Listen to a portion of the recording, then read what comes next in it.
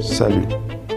Il est écrit dans Romains chapitre 2, verset 16, « C'est ce qui paraîtra au jour où, selon mon évangile, Dieu jugera par Jésus-Christ les actions secrètes des hommes. » Et encore, il est dit dans Matthieu chapitre 25, verset 41, « Ensuite, il dira à ceux qui seront à sa gauche, « Retirez-vous de moi, maudits, allez dans le feu éternel qui a été préparé pour le diable et pour ses anges. » Voici quelques réalités qui ont été dites par Jésus-Christ dans la parole de Dieu.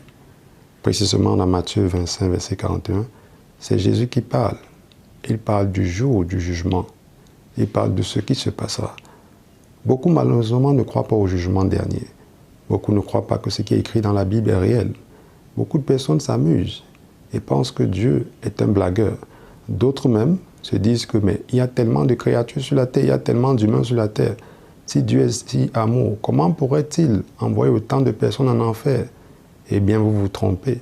Si Dieu a pu sacrifier ce qu'il avait de plus cher, Jésus-Christ, pour l'humanité entière, pourquoi est-ce que sa justice ne permettra-t-elle pas que ceux qui rejettent l'évangile de Jésus-Christ, ceux qui rejettent Jésus-Christ, se retrouvent dans le feu éternel?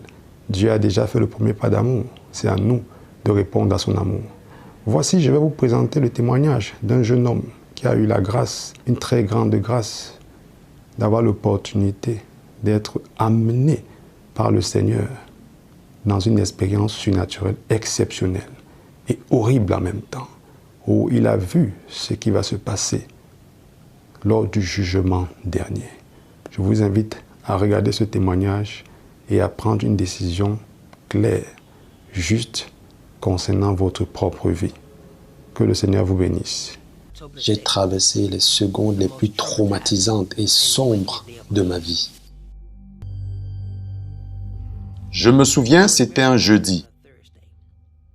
Tard dans la nuit, je me suis retrouvé regardant sur YouTube des vidéos concernant des expériences de personnes qui étaient sorties de leur corps pour l'au-delà. Ainsi donc, je regardais différents films et témoignages qui m'effrayaient. C'était effrayant. Je regardais et cela m'éblouissait, cela attirait mon attention. C'était ahurissant, cela m'étonnait, j'étais si étonné. Dans ma pensée, je me demandais, mais est-ce que ces choses sont réelles? Vous savez, je ne pouvais pas comprendre parce que je n'ai jamais été dans ce genre d'endroit. Alors, je me suis retrouvé après en train de prier. Je me souviens, je me suis retrouvé marchant à l'extérieur de mon appartement. Et je montais et je descendais, parlant à Dieu, lui demandant, Dieu, si tu me donnes une expérience hors de mon corps, je te fais le vœu que je vais prêcher ta parole et leur dire ce que j'aurais vu. Je ne faisais que prier, m'attendant à une réponse que j'aurais du Seigneur, priant et continuant de prier. Et après cette nuit, le lendemain, le 2 octobre, j'ai eu un rêve. J'étais dans mon appartement, je m'endormais et mon esprit a été littéralement mis hors de mon corps. Il a quitté mon corps. Et je me retrouve en train de passer différentes transitions. C'était des fortes lumières de couleur blanche. Ça faisait shout, shout, shout. Et ensuite, j'ai apparu devant un ciel bleu. Pas d'arbres, pas d'herbe, pas d'eau.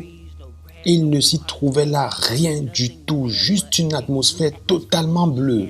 Et j'allais à une très grande vitesse, une vitesse éclair. Et là, rien n'existait. On aurait dit que tout avait été caché. Toute chose devant tes yeux, tu pouvais le voir. Et là, nous avons une forme étrange, une forme d'âme, d'esprit. Nous sommes transparents. Et là, je vois des myriades de personnes qui étaient similaires à moi, telles que j'étais, des milliers et des milliers de personnes étaient devant moi. Nous avions tous une forme d'âme. Et je remarquais qu'au milieu de ma poitrine, il y avait comme des semences, des formes de semences. Je ne savais pas de quoi il s'agissait. Et j'ai réalisé que parmi nous tous, j'étais le seul être permis de se déplacer dans les rangs. Sentir, observer, toucher, goûter, tous mes sens étaient éveillés au sommet même de leur capacité. Et ensuite, j'ai commencé à regarder autour de moi et observer si c'était un rêve. Mais en fait, j'étais conscient et je savais que c'était une expérience réelle. C'était pas comme un rêve. Et il y avait ce grand nuage devant moi, aligné, qui était des myriades et des myriades de personnes alignées devant moi. Et il y avait ce grand nuage, c'était comme une vapeur. J'ai eu beaucoup d'interrogations dans ce rêve. Et de nulle part, j'entendais cette voix qui disait « Retirez-vous de moi ». Et cette galaxie, à droite de Jésus, il y avait cette grande ouverture, bam! Et il s'y trouvait des pierres en feu. Et puis c'était comme quand tu veux allumer un briquet pour que les étincelles se voient.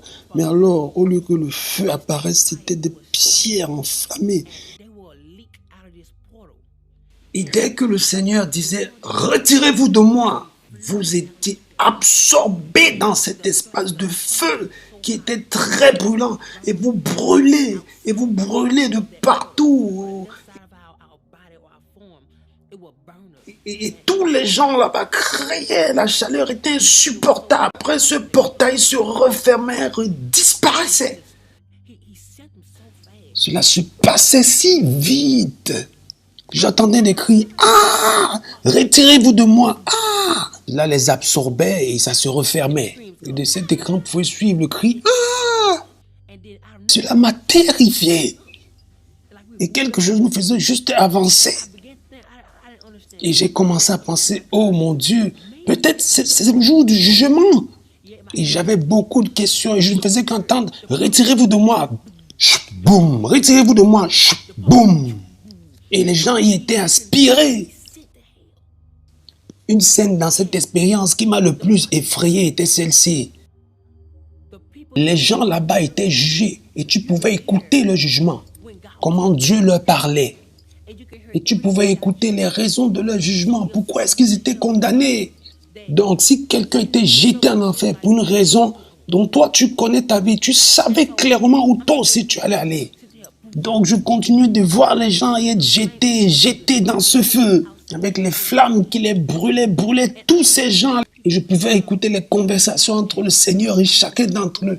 Et je me souviens, il y avait une dame, une blonde. Donc Dieu s'adressait à elle et il lui dit, « Je ne te juge pas pour ce que tu as posté sur Facebook, mais je te juge pour la façon dont tout le monde a reçu ce que tu as posté. 300 000 personnes ont été détournées du bon chemin à cause de ce que tu as posté. » Et ensuite, il a dit, « Leur sang est sur tes mains. » Et là, sur le coup, il lui a dit, « Retire-toi de moi. » Et je ne peux exprimer combien puissante était la parole du Seigneur. Quand il disait, « Retire-toi de moi », tout se met à trembler, boum. Et il le disait avec une très grande force. Et ce portail qui vous absorbait s'ouvrait, vous étiez absorbé dedans. Et il se refermait par la suite. Et le cri, « Ah !» des gens pour l'adultère, la fornication. Il y avait tellement de choses. Je pouvais tous entendre cela, tous les écouter. Les gens qui étaient devant moi étaient terrifiés parce que la majorité des gens avaient traversé les mêmes situations, les mêmes péchés et ils ne s'étaient pas repentis de leurs péchés. Des milliers étaient absorbés, jetés le feu et c'était si rapide. Je n'ai jamais vu quelque chose de si rapide qui se produisait. Allé au point où j'étais le suivant sur le rang. Et le Seigneur m'a appelé. Il m'a appelé et il s'est mis à me parler. Gardez en pensée que quand vous êtes là, votre vie est avec vous et votre vie témoigne de vous. Donc, vous ne pouvez pas mentir parce que votre vie à côté, elle témoigne de ce que vous avez fait sur la terre. Tu as fait ça et quel que ce soit que Dieu te dit là-bas, il y a ce grand écran qui apparaît. Quel que soit ce que Dieu te dit là, ça apparaît, ça vient à la vie. Ainsi, il s'est mis à me parler, il a commencé à parler de moi. Des choses que je n'avais pas bien fait, qui n'étaient pas bonnes. Il a dit des choses et il y a cette femme spécifique dont il a parlé. Et il m'a demandé, pourquoi ne l'as-tu pas pardonné? Et il me donna le nom spécifique et je savais exactement de qui il faisait allusion. Et il me demanda pourquoi ne lui as-tu pas pardonné. Et je disais, Seigneur, je lui ai pardonné. Je lui ai pardonné, Seigneur. Tu lui as pardonner, pourquoi est-ce que lorsque vous causez au téléphone, tu la traites comme si la situation ne s'était pas encore terminée? Seigneur, je lui ai pardonné. Mais si tu lui as pardonné, pourquoi est-ce qu'il y a ces semences dans ta poitrine? Et alors, j'ai regardé et c'était comme, oh mon Dieu, ainsi c'était des semences, des choses que j'avais commises, des péchés que je n'avais pas pardonnés aux autres dans ma vie. Et il s'est mis à me parler, il a continué de me parler. Il m'a dit, parce que tu ne lui as pas pardonné, je ne te pardonnerai non plus certaines de ces semences-là. Et j'étais consterné. Et il a commencé à me raconter, me rappeler des choses négatives que j'avais commises. Il n'y avait rien de bon dedans. Au point où j'étais terrifié. Car je savais que j'allais dans un endroit où le feu allait me brûler cruellement. J'étais si effrayé, je ne sais pas comment vous expliquer combien terrifié j'étais. Les mots ne peuvent le décrire. Combien c'est terrifiant d'avoir votre Créateur face à face le jour du jugement. Tout ce qui vous concerne, tout ce qui est lié à vous, tout ce que vous avez à l'intérieur de votre corps est totalement visible devant lui. Rien n'est caché. J'étais arrivé au point où je ne voulais plus écouter du tout le Seigneur. C'était effroyable. Je voulais tourner mon visage, ma face de lui, car j'étais effrayé. J'étais effrayé, alors j'ai tourné mon visage. Et il a continué de me parler des choses que j'aurais mieux fait, que j'aurais bien fait. C'était au point où je savais que j'allais en enfer. J'étais pleinement persuadé que c'était ça mon sort. Visage retourné, j'essayais d'imaginer combien allait être horrible ma souffrance. J'étais juste en train de dire, oh mon Dieu, je n'ai aucune chance. Si je vais là-dedans en enfer, comment est-ce que je vais y ressortir? Et je disais, s'il te plaît Seigneur, ne m'y envoie pas. Je t'en supplie mon Dieu, je t'en prie. J'étais si terrifié que je ne peux l'exprimer. Donc j'ai tourné mon visage et je savais ce qu'il avait dit. Je m'imaginais ce qu'il allait dire comme conclusion de jugement. À ce point, je savais que j'allais en enfer. J'avais ce sentiment étrange qui venait devant mon visage et je tournais mon visage. Et tout se passa là au ralenti et les larmes ont coulé de mes yeux. Et j'ai regardé le Seigneur. Je m'attendais maintenant à la réponse, à son jugement. Et il m'a regardé, il m'a fixé et il m'a dit, tu n'as pas bien fait, mais tu as eu une nouvelle naissance en moi. Viens. Alors là, à ce moment, j'ai été tellement confus. J'étais là, au côté droit de Dieu, le ciel s'est ouvert. Avec une lumière brillante, les couleurs sont indescriptibles. Des couleurs que je n'ai jamais vues de toute ma vie. Les couleurs sont pures, sont exceptionnelles, merveilleuses. Et le ciel s'ouvrait doucement, doucement. Et alors je me suis mis à marcher, entrer. Et là, je vois ma main commencer à prendre du volume, à grandir. Mon être a commencé à prendre du volume dans cette atmosphère. Mon être allait à un être qui devenait mature. Ce corps glorifié. Et j'ai commencé à me voir combien grand j'étais et comment mon âme a été transformée en ce corps glorieux. La paix et l'amour étaient si présents. Et je me suis réveillé de ma vision. Et alors j'étais terrifié de bouger, de faire quoi que ce soit. J'étais juste effrayé car je venais de faire face à mon jugement. Croyez-moi, je savais que c'était le jugement. Il n'y avait aucun ressenti que c'était un rêve. Je pouvais ressentir, je pouvais toucher, je pouvais goûter, je peux vous dire toutes les réalités. Mais des moments où j'ai demandé au Seigneur, Seigneur, pourquoi ce rêve? Et il m'a dit, je voudrais que tu avertisses mon peuple sur les choses que tu as vues, telles que les choses vont se passer. Je n'avais pas réalisé quelle était la prière que j'avais faite en demandant au Seigneur de me donner une telle expérience. Et le vœu que j'avais fait à Dieu. Et elle doit être accomplie. Et maintenant, je suis en train de l'accomplir. Maintenant, comment je vais te parler? Pardonne. Laisse aller. Je ne peux décrire le nombre de personnes dont Le manque de pardon est devenu en eux l'amertume qui vont les pousser à faire des choses méchantes dont Dieu sera obligé de les juger pour cela. J'étais terrifié, trop de personnes sont allées en enfer dans ma vision. C'est comme si j'étais le seul parmi des milliers de personnes qui sont passées à...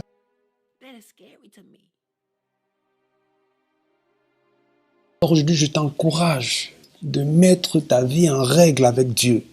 Mets-toi en règle avec tes amis, tes ennemis. Alors, choisis d'aimer. Accepte Jésus-Christ dans ta vie comme ton Seigneur et ton Sauveur. Crois qu'il est mort à la croix pour toi, pour tes péchés. Crois qu'il est le Fils de Dieu. Lis les Écritures et applique-les dans ta vie, afin que lorsque Jésus reviendra, qu'il ne voit pas ta chair seulement, mais il voit sa parole. Il est écrit dans Jean chapitre 3, verset 18, « Celui qui croit en lui, c'est-à-dire Jésus-Christ, n'est point jugé. Mais celui qui ne croit pas est déjà jugé, parce qu'il n'a pas cru au nom du Fils de Dieu. » Et Jean 3, verset 19 nous dit, « Et ce jugement, c'est que la lumière étant venue dans le monde, les hommes ont préféré les ténèbres à la lumière, parce que leurs œuvres étaient mauvaises. » Vois-tu, pour échapper au jugement de Dieu, il y a une seule chose à faire. L'échappatoire au jugement est fondé sur une seule base, c'est de croire en celui que Dieu a envoyé pour mourir à la croix, pour tes péchés et mes péchés. Celui qui croit en lui n'est point jugé. C'est Jésus qui sauve du jugement. C'est Jésus qui sauve de tout jugement. Jésus-Christ est celui qui a pris la place de celui qui devait être jugé pour ses péchés sur la croix, du coupable, du pécheur.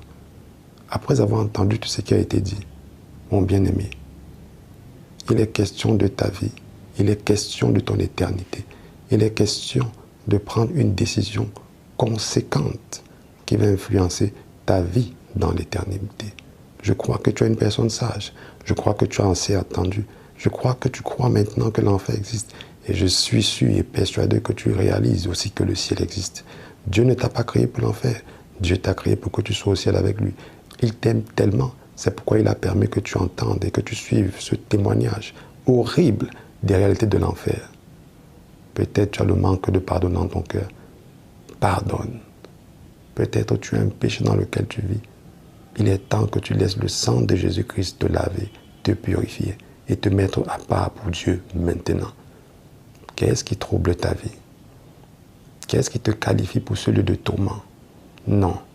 Il est temps que tu laisses cela au pied du Seigneur Jésus-Christ. Le Seigneur t'aime. Bien-aimé, être des milliers à aller en enfer n'amènera jamais Dieu à annuler l'enfer. Son Fils qu'il a sacrifié à la croix est le signe de son amour le plus grand.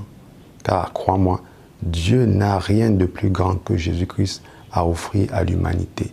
Dieu n'a rien de plus grand que Jésus-Christ à t'offrir.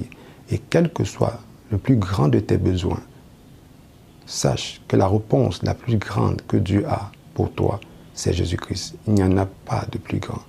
C'est pourquoi je voudrais que tu comprennes que la seule chose que tu puisses faire pour échapper à ce jugement effroyable, c'est une seule chose, c'est de venir à Jésus-Christ. C'est lui qui a été mandaté pour sauver chaque être humain de ses péchés. C'est par lui que tu trouves la rédemption, c'est par lui que tu trouves la justification, c'est par lui que tu trouves la purification, par la puissance de son sang. Je vais t'inviter maintenant à prendre une décision conséquente. Alors je vais t'inviter, si comme ça tu veux décider de suivre ce Jésus-Christ et de faire de lui ton Seigneur et ton Sauveur personnel. Prie avec moi. Dis Seigneur Jésus, merci beaucoup pour ton sacrifice à la croix. Je reconnais que je suis pécheur. J'ai péché contre toi par mes pensées, par mes paroles, par mes actions. Mais voici, je viens me repentir et je viens te supplier de me laver par ton sang précieux. Voici, je t'ouvre la porte de mon cœur. Viens dans ma vie en tant que mon Seigneur et mon Sauveur personnel. Merci pour le précieux pardon que tu m'accordes. Merci pour la vie éternelle. Merci parce que dorénavant, je t'appartiens. Je suis un citoyen céleste et l'enfer et le jugement dernier n'est plus pour moi. Merci infiniment, Seigneur. Amen. Si tu as fait cette prière, tu es pardonné et le Seigneur de gloire est avec toi par son Saint-Esprit. Alors je t'encourage à nous écrire afin que nous puissions t'aider dans cette nouvelle marche, dans cette nouvelle vie dans laquelle tu entres en relation avec le Roi de gloire, Jésus-Christ. Pour toi qui es tombé et qui décide de te relever parce que tu as eu à connaître le Seigneur par le passé, je veux te dire, nous sommes disponibles aussi pour toi, pour t'aider, pour prier avec toi, pour te conseiller. Si tu as un problème quelconque d'ordre spirituel, sens-toi libre de nous écrire. Nous pourrons prier pour toi et encore même mieux, nous rencontrer afin de prier pour que la gloire de Jésus-Christ se manifeste dans ta vie. Car tu n'as pas été créé pour être un instrument de destruction pour l'enfer, mais un instrument d'impact et de gloire pour le Seigneur Jésus-Christ. Sois béni et à la prochaine. Ciao. Maranatha, Jésus revient. Sois prêt.